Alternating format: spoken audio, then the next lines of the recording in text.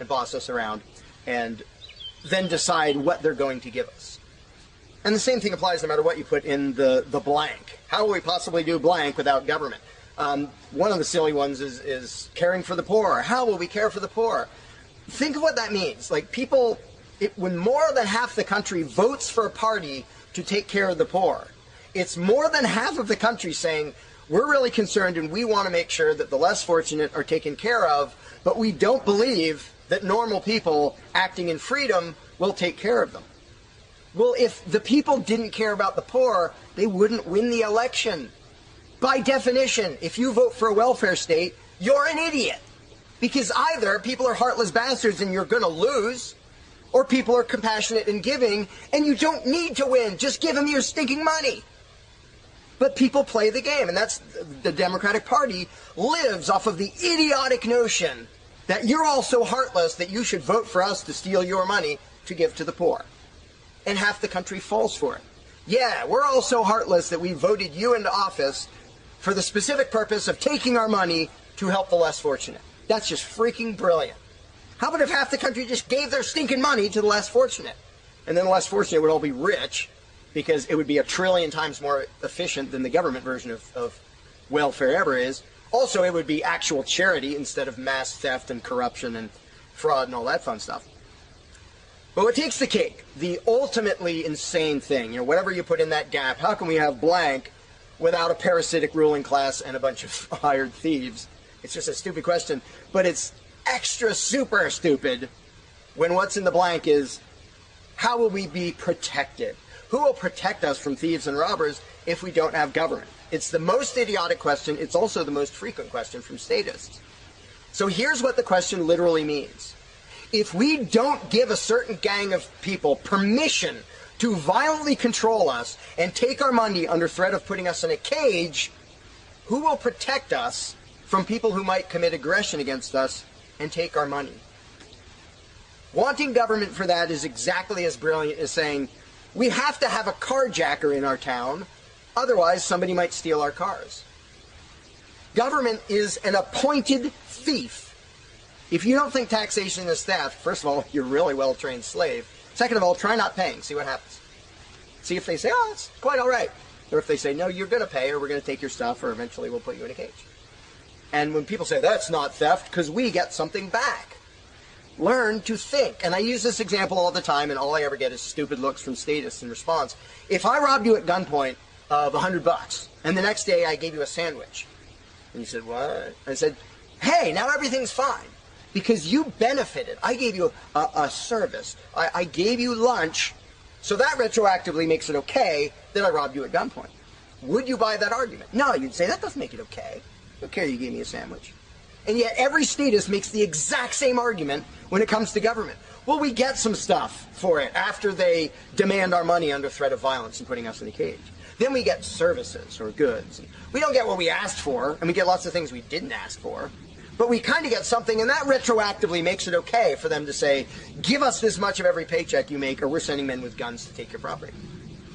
And the slaves justify their own enslavement. I'm proud to pay my taxes. I'm proud to get robbed by a parasitic ruling class and get a little bit back and feel good about it. Like, not only is that legitimate and justified, but I feel proud that I let myself get robbed by a bunch of corruption parasites. But again, the ultimate thing is protection. When people say, who will protect us from aggressors and thugs and thieves if we don't have a government? Even though what government is, by its very nature, is a gang of aggressors and thugs and thieves.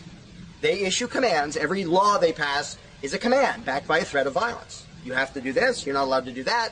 Here are the nasty things we will do to you if you get caught disobeying. I mean, everybody knows that, even though they don't usually say it in terms that blunt and honest and accurate. But to say we need taxes to be protected is as stupid as you can get. It's saying we need theft to avoid theft. And the fact that people are trained to use different words so that this theft sounds okay. It's legalized, it's taxation, and we voted for the people who robbed us. Like, we got to elect our local carjacker, and that means he represents us when he demands our car and points a gun in our face. He's serving us as he steals our car because he's going to use that car and sell it and make money to make sure nobody else steals our car. That is the essence of government. And the fact that you have hundreds of millions of victims of that scam vehemently defending it and saying, I'm not going to give that up. I don't want to give up government. Who would protect us? I don't want to give up the biggest aggressor on the planet, the biggest thief on the planet. Look at your tax bill and see how much private crooks steal from you. So before you ask that question, before you ask, how could we possibly have roads or protection or water or air or Christmas or Santa Claus or any of the zillion things that statists imagine we can't possibly have without a ruling class, think about what the question actually means. Because when you get to the point where you understand the implications of your own question, asking, how can we possibly have this without a parasitic gang of thugs robbing us? When you actually understand what you're really asking, you won't ask the question because you will realize it's completely freaking idiotic.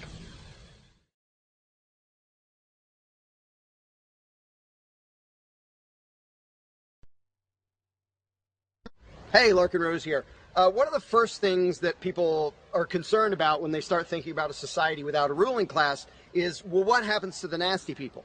Whether you're talking about people who are just kind of negligent or inconsiderate, play their music too loud at night or leave their trash lying around the woods or whatever it is, all the way up to people who run around attacking and murdering people. So people say, well, what would happen to them? What would we do about that? Some people even go so far as to say, if not for government, there would be nothing to stop people from committing murder and doing whatever other nasty stuff. And it's funny because when somebody says that, there would be no consequences, they could do whatever they wanted and nobody would stop them, the person saying that is implying that he isn't going to do anything. If there's someone running around attacking and murdering innocent people, the guy who said nothing will happen to them, obviously he's not going to do anything or something would happen to them. But not only is he demonstrating his own cowardice when he said there would be nothing to stop murderers, he's also projecting his own immaturity and irresponsibility onto the rest of the world, because he's also saying the other 7 billion people wouldn't do anything about it, which obviously isn't true. I would, wouldn't you? If somebody was running around murdering your neighbors, would you just go, well, there aren't politicians and there's nobody with a badge and we don't have tax collectors and bureaucrats, so oh well, I guess they're just out of luck, they're going to get murdered. And would you not even protect yourself if there wasn't government? Obviously, lots and lots of people, all the sane people, would do whatever they could to protect themselves and defend the innocent. So to say nothing would happen is just really bizarre. And it comes from having a mentality basically of a little kid in a classroom, where the teacher walks out of the room and the kids are just sitting there, we don't know what to do. No authority's telling us what to do. And Johnny's throwing things at me, and there's no teacher to stop him. Ah! Because most people, having been trained into authoritarian mentality, it never occurs to them that they are the ones who should fix anything, who should stop anything. And so when people say, well, what would be done about this and that and the other thing, nasty people doing nasty things, the first thing I ask is, well, what would you do about it? Because people are so into the mentality that there has to be some master plan and some authority who writes down the law of here is what will be done with those people, that people don't think in terms of, well, what would I do about it? Which is why I always ask people, well, what would you do about it? You're a person just as much as me and just as much as the other 7 billion.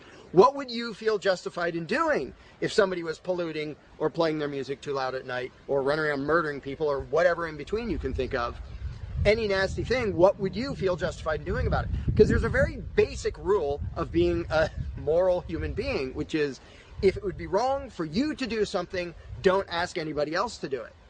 And the rule is so simple, so self-evident and obvious that most people will go, well, duh, of course. Trouble is, nobody in the world who believes in government abides by that rule. Nobody.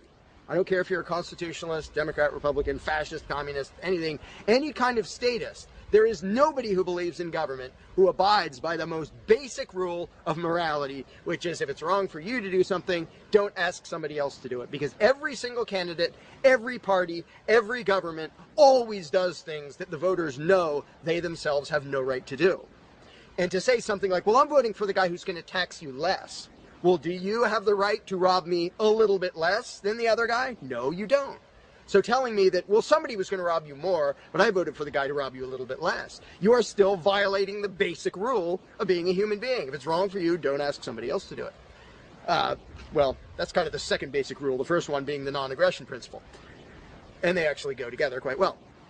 But when people are in the mindset that there's going to be some major centralized plan to deal with whatever, polluters or people who play their music too loud or murderers or whatever else, they have to get out of that mindset. They have to start to think that maybe they are among the people who have to do something about it. So instead of saying, what will be done about such and such, well, what will you do about it? What should I do about it? And this doesn't magically make all the problems go away, but the actual practical challenge of dealing with most disputes is trivial compared to the challenge of getting people to think like responsible adults, where they start to think, well, maybe it's up to me. And a while back I did little events called Escaping the Myth. And one of the little mental exercises I did with these little groups of people is, imagine we're on an island and we're it. There's no government, there's no authority, there's nobody with a badge. And one of us is running around stealing stuff from other people. He's not killing anybody, but he's stealing stuff. What are we going to do about it? We normal people. There's not a legislature. There's not 911 to call. There's nobody with a badge. It's just people. And so with that specific example, I would ask people, so what do we do? And just off the top of their heads, everybody comes up with solutions that are way better than what government ever does. First of all, every government solution is, all right, step one, I get to rob everybody. That's the government solution. Well, we're going to tax everybody so we have the resources to stop that other robber. Well, in the island scenario, nobody is stupid enough or insane enough to start with that, to say, well, let's see, so somebody's stealing our stuff. Okay, first, I get to rob all of you so that I have the resources to protect you from him. Nobody is that insane. Everybody is insane enough to believe that who believes in government. And I did for many years. I was stupid enough to actually think that it was rational and moral to advocate mass extortion in order to protect people. And that's just stupid. So I just believed something insanely stupid for a very long time. Most of the world still believes that. But in a setting where people are put on the spot and they're responsible for what happens, they don't do that. They don't say, well, I get to boss everybody around and take their money. Nobody does that. So to me, the challenge is not even coming up with specific solutions to every imaginable dispute or problem, which I don't pretend to know how everything's going to turn out. And I don't intend to be emperor of anarchy. I'm not going to be in charge of the world. But getting people to the mindset where it's up to them, where there's just people, we're in. No legislatures, no people with badges, no authority, we're just people. Suddenly people are way better at solving problems and making things work. One good example is when there's a disaster. Unfortunately, sometimes it takes a horrendous event to bring out the best in people. And it brings out the worst in some people too. But when people say, whoa, my neighbor's house is floating away, I'm not going to wait for FEMA. I'm not going to dial 911. I'm going to jump in a boat and go save him. Because suddenly it's on me. Suddenly I'm the one who has to do something. And when it occurs to people that they're the ones who have to do something, and unfortunately usually that only happens in a complete disaster area, when it occurs to people and they suddenly take on the responsibility and start to think like adults, their solutions are generally a lot better than any government solutions and ever are. But to get to that mentality, people have to shift from the authoritarian mindset to the mindset of a self-owning individual who realizes there is nothing above me. There is no magic unicorn who's going to come and save the day, who's going to come save me from polluters or somebody playing their music too loud or murderers or whatever it is. It's just us. And if we realize that, then first of all, people would stop asking me, well, without a government, how would this be handled? As if I'm going to be in charge. I don't freaking know. What would you do about it? I can tell you what I would do about it. I could tell you what I might suggest, what I might predict, but who cares? I'm one of 7 billion people. I'm not going to be in charge any more than you are. So it's really a mental exercise that people have to think over in their own heads with their own moral codes instead of waiting for some outside answer. And it's why I don't usually get into those discussions of, well, here's my plan for how to deal with this and that and the other thing, because my plan doesn't matter. My plan will not be the best plan for any problem you can come up with. There will be a million people with better plans than whatever I could come up with. So don't ask me to describe how you are going to fix problems. I don't freaking know. And you can see the mind shift in people when they grasp that they own themselves and they suddenly realize, oh, okay, well, yeah, there are things we can do to settle disputes, to protect ourselves from attackers, to do this or that or the other thing. But the first step is just grow up. Stop thinking it's somebody else's business to make the world work. Well, how will the poor be cared for? I don't know. What are you going to do? Well, how will we be protected from this? I don't know. What are you going to do about it? And it is inconvenient. It's inconvenient to be a free person where you can't just be a kid in a classroom whining to the teacher to save the day and fix everything and make everything work, where you actually have to be a responsible adult. And that's one of the main reasons why people like the belief in authority, because then they can live with the lie that all they have to do is obey and do as they're told and everything will be okay. First of all, no, it won't be okay. Second of all, you're not even being a human being. You just threw your free will out the window and became somebody's slave in the hopes that that would help humanity. It doesn't help humanity for you to be a slave. It doesn't help humanity for everybody else to be a slave. It does help humanity for you to start thinking as an adult, responsible human being who owns himself and who accepts that it is your responsibility to figure out how to make the world work.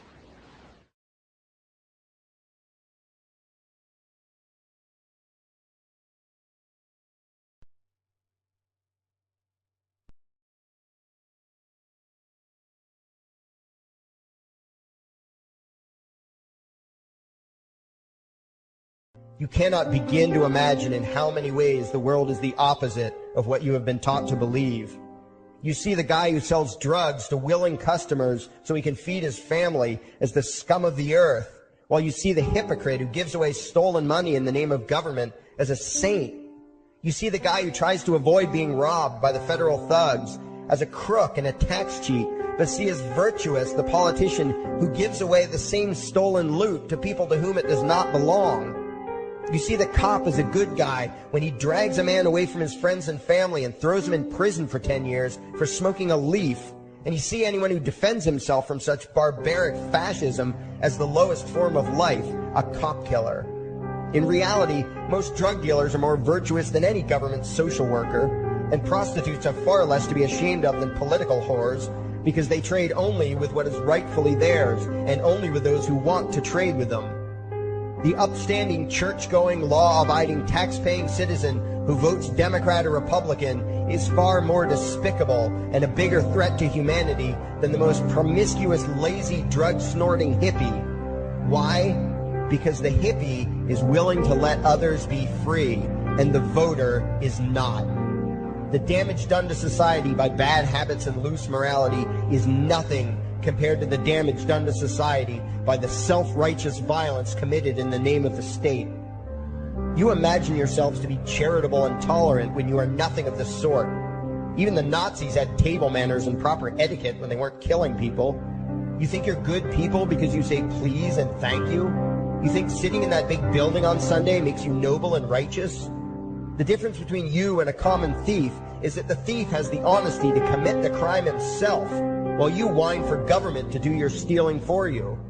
The difference between you and the street thug is that the thug is open about the violence he commits, while you let others forcibly control your neighbors on your behalf. You advocate theft, harassment, assault, and even murder, but accept no responsibility for doing so.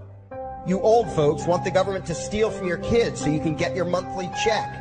You parents want all your neighbors to be robbed to pay for your kids' schooling. You all vote for whichever crook promises to steal money from other people to pay for what you want. You demand that those people who engage in behaviors you don't approve of be dragged off and locked up, but feel no guilt for the countless lives your whims have destroyed.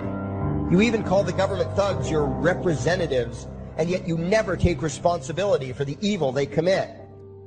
You proudly support the troops as they kill whomever the liars in D.C. tell them to kill, and you feel good about it.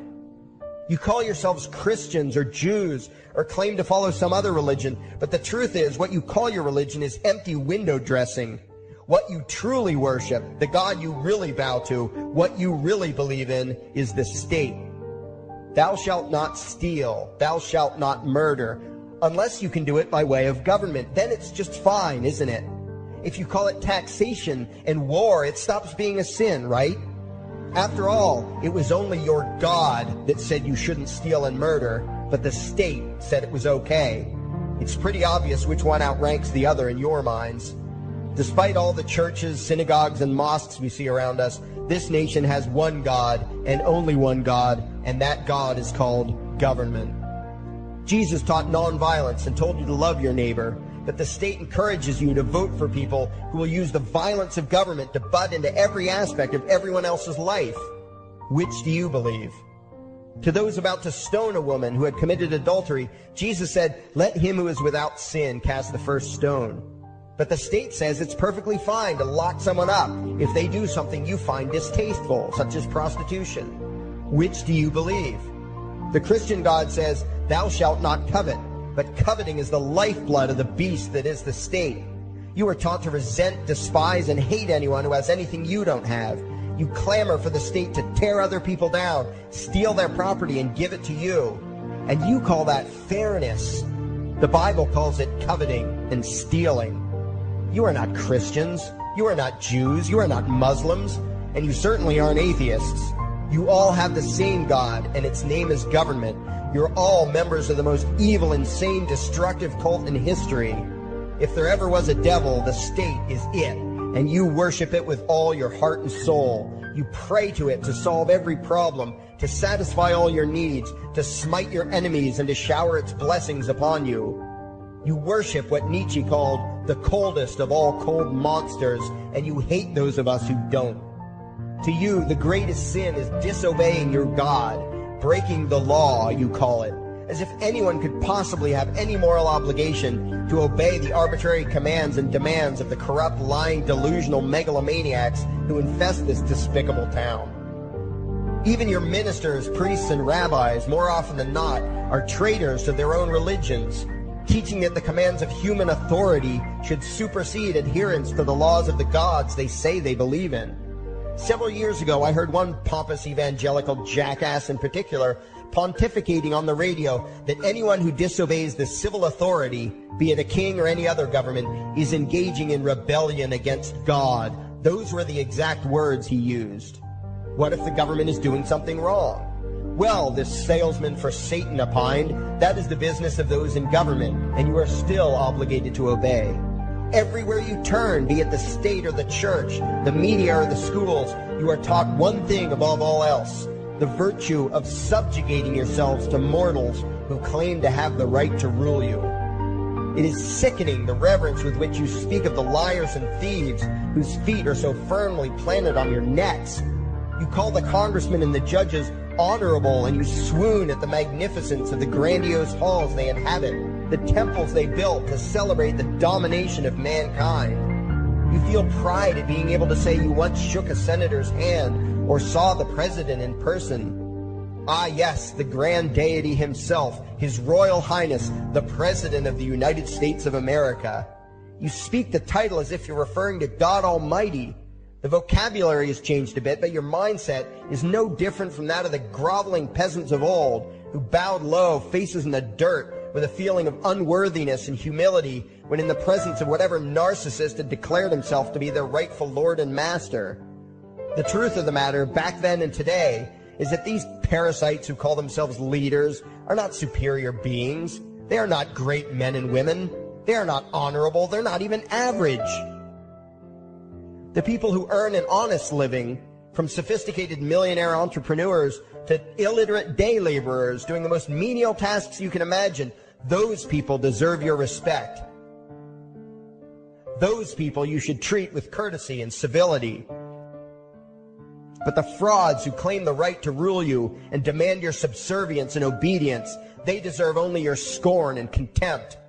Those who seek so-called high office are the lowest of the low. They may dress better, have larger vocabularies, and do a better job of planning out and executing their schemes, but they are no better than pickpockets, muggers, and carjackers.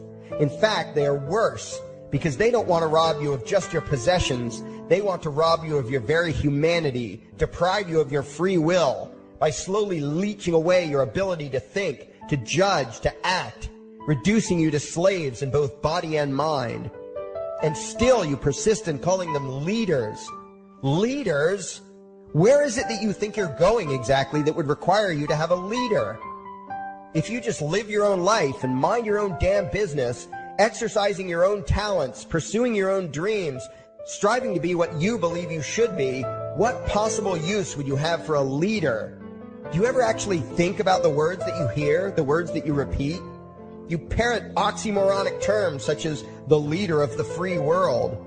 Even pretending for a moment that there is some huge journey or some giant battle that everyone in the entire nation is undertaking together that would require a leader, why would you ever think, even for a moment, that the crooks that infest this town are the sort of people you should listen to or emulate or follow anywhere?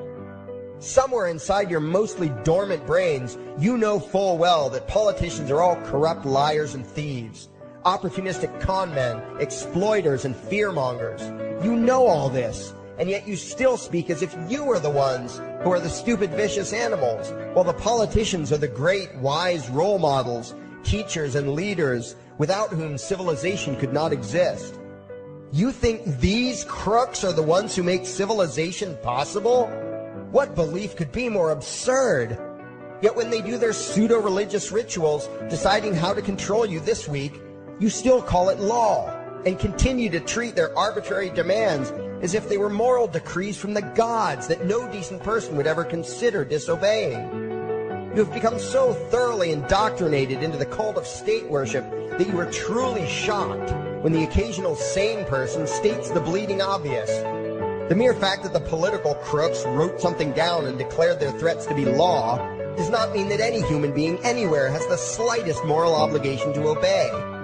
Every moment of every day, in every location and every situation, you have a moral obligation to do what you deem to be right, not what some delusional bloated windbag says is legal. And that requires you to first determine right and wrong for yourself, a responsibility you spend much time and effort trying to dodge. You proclaim how proud you are to be law-abiding citizens and express your utter contempt for anyone who considers himself above your so-called laws, laws that are nothing more than the selfish whims of tyrants and thieves. The word crime once meant an act harmful to another person. Now it means disobedience to any one of the myriad of arbitrary commands coming from a parasitical criminal class. To you, the term crime is nearly synonymous with the word sin, implying that the ones whose commands are being disobeyed must be something akin to gods, when in truth they are more akin to leeches. The very phrase, taking the law into your own hands, perfectly expresses what a sacrilege it is in your eyes for a mere human being to take upon himself the responsibility to judge right from wrong and to act accordingly, instead of doing what you do, unthinkingly obeying whatever capricious commands this cesspool of maggots spews forth. You glorify this criminal class as lawmakers and believe that no one is lower than a lawbreaker, someone who would dare disobey the politicians. Likewise, you speak with pious reverence of law enforcers, those who forcibly impose the politicians' every whim upon the rest of us. When the state uses violence, you imagine it to be inherently righteous and just, and if anyone resists, they are, in your eyes, contemptible lowlifes, lawless terrorist criminals. Like the lawless terrorist criminals who helped slaves escape the plantations. Like the lawless terrorist criminals who helped Jews escape the killing machine of the Third Reich. Like the lawless terrorist criminals who were crushed to death under the tanks of the Red Chinese government in Tiananmen Square. Like all the lawless terrorist criminals in history who had the courage to disobey the never-ending stream of tyrants and oppressors who have called their violence authority and law.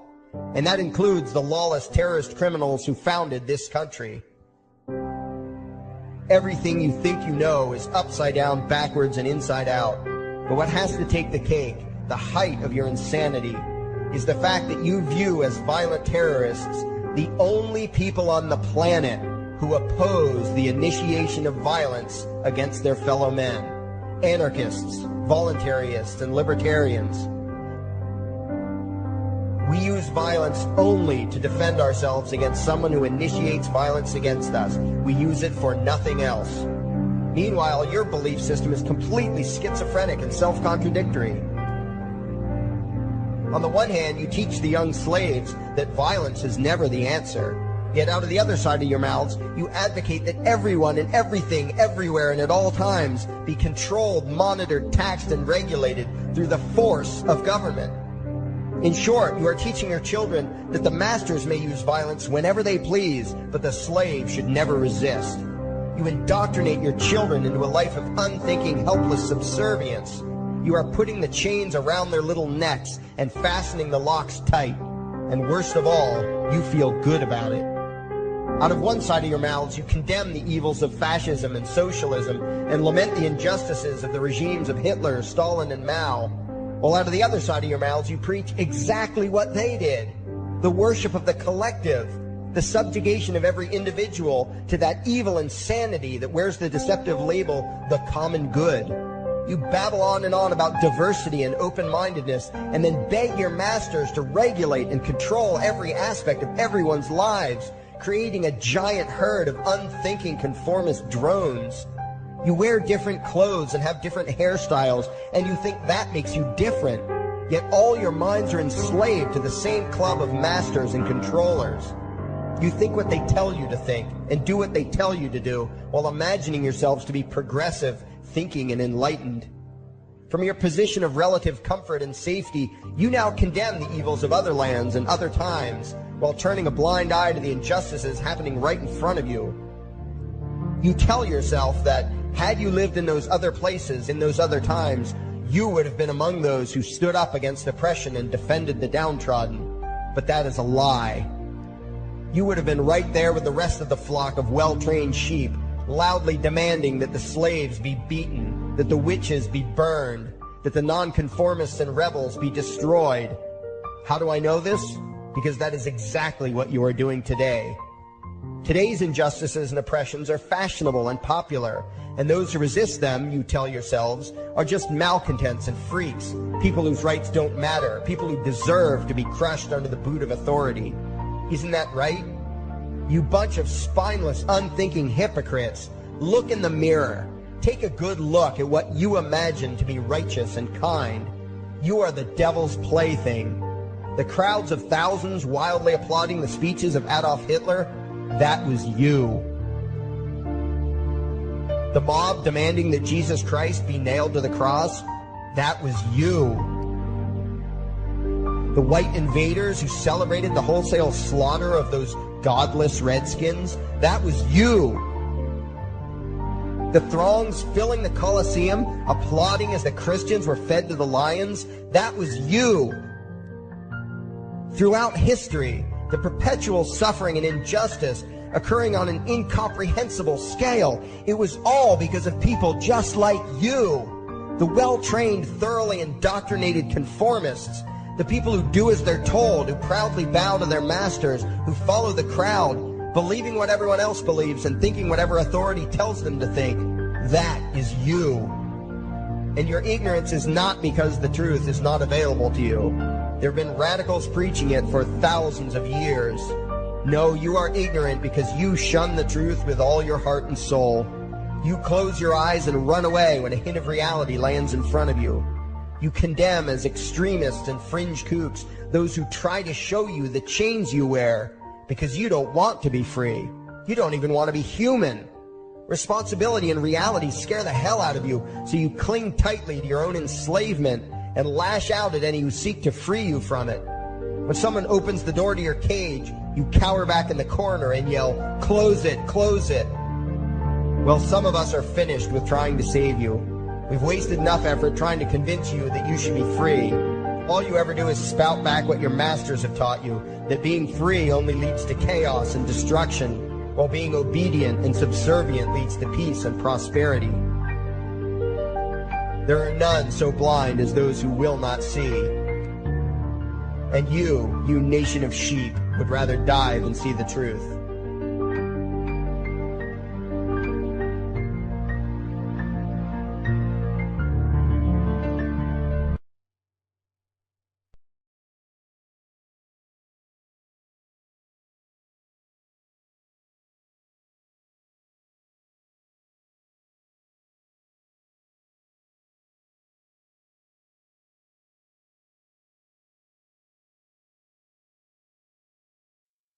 There is something I need you to do. Favorite, like and share this video. Now that you have done that, go to your browser add-ons, download YouTube Video Downloader, come back to this video and save the video to your computer and upload it your YouTube channel. Use a different title than the one used for this video. We now have a new YouTube channel. It is called Anarchy World. It's all one word. Subscribe to us. And the videos used in this video were by Larkin Rose, also one word. Look for his channel and subscribe to him as well. Thank you. And by the way, these are the people responsible.